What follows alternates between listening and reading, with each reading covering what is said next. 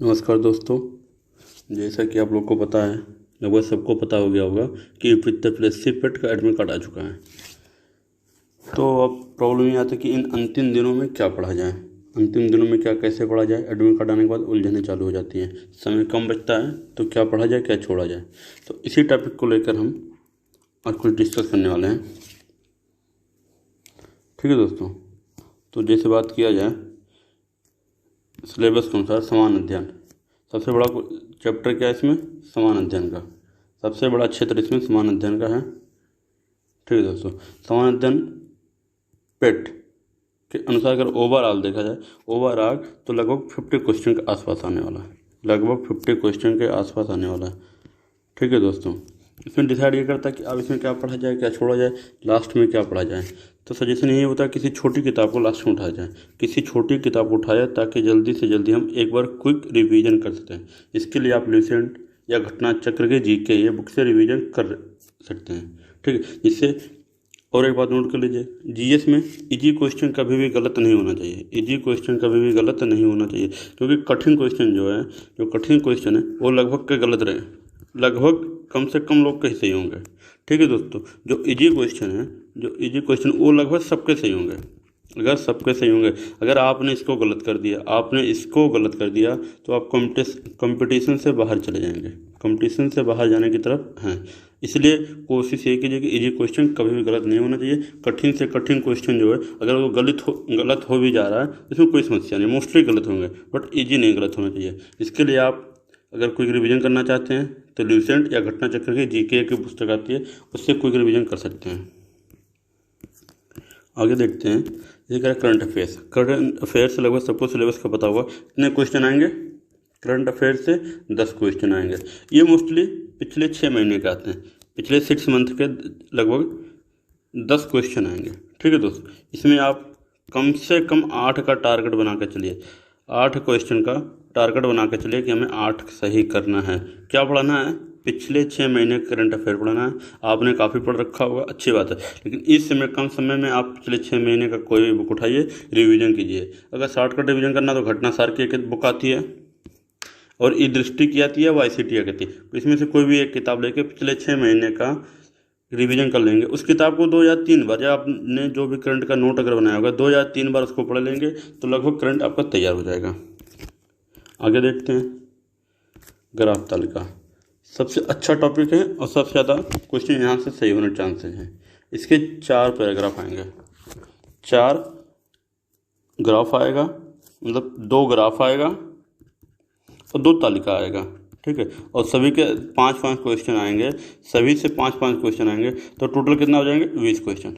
और 20 में 20 सही करना, आपको 20 में 20 सही करना है किसी भी हालत में। ये फिक्स नंबर, इसमें गलत होने का कोई भी चांस नहीं है। ठीक है दोस्तों, इसके लिए आपको कुछ टॉपिक पढ़ लेंगे तो फायदा करेगा। प्रतिशत हो गया, हानि हो गया, लाभ हो गया, अनुपात हो गया, यहीं से क्वेश्चन रिलेटेड रहते हैं ग्राफ और तालिका के। इन्हीं चैप्टर से प्रतिशत, लाभ, हानि, औसत, इन्हीं से रिलेटेड रहते हैं ग्राफ और तालिका के क्वेश्चन।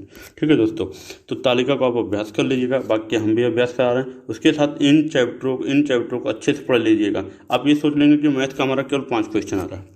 ठीक है दोस्तों, मैथ का केवल 5 क्वेश्चन आ रहा है, अच्छी बात है, कम टाइम दीजिए। लेकिन अगर मैथ के ये चैप्टर जो नीचे दिए गए हैं, प्रतिशत, लाभ, हानि, औसत, अनुपात, तो आपके तालिका और ग्राफ के क्वेश्चन सॉल्व हो जाएंगे, जो कि 20 क्वेश्चन आने वाले हैं। ठीक, आगे देखते हैं, अंग्रेजी सबसे विवादित है पेट के लिए, क्योंकि क्वेश्चन आने आपके 5 क्वेश्चन आने आपके 5, और 5 में इतना बड़ा सिलेबस पढ़ा कैसे जाए। क्वेश्चन आने 5, इतना बड़ा सिलेबस पढ़ा जाए, कुछ नहीं पढ़ना, आपका 1 पैसे जाएगा।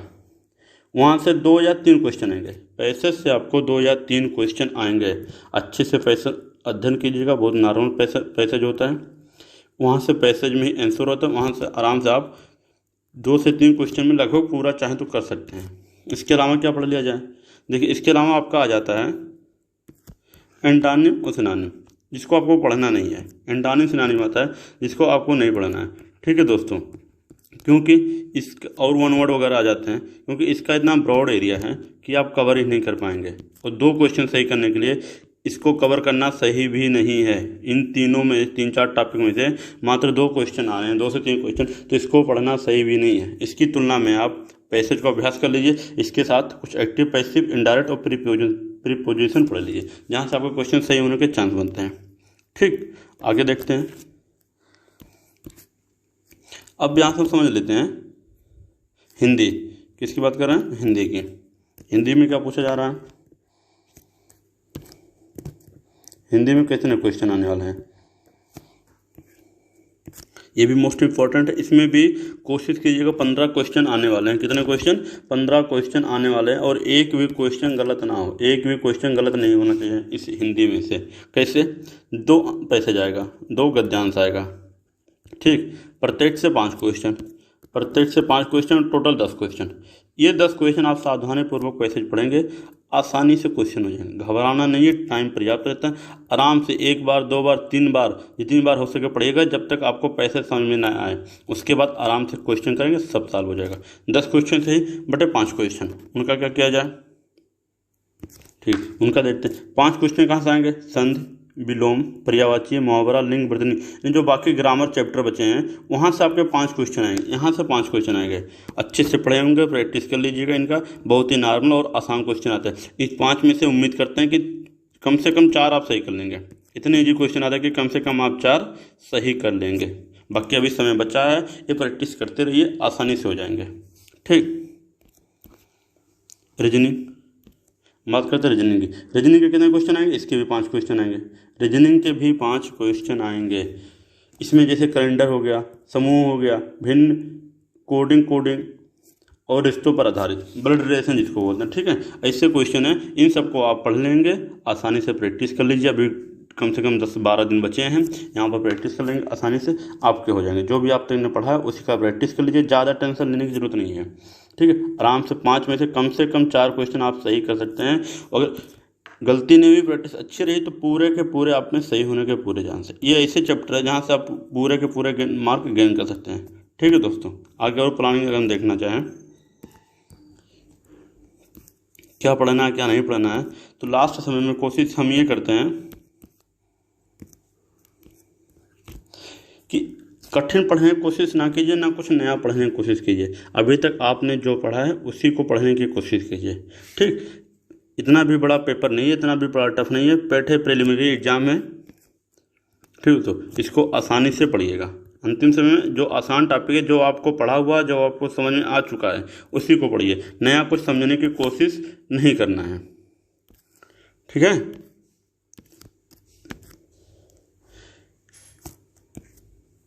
जो कठिन क्वेश्चन आएगा,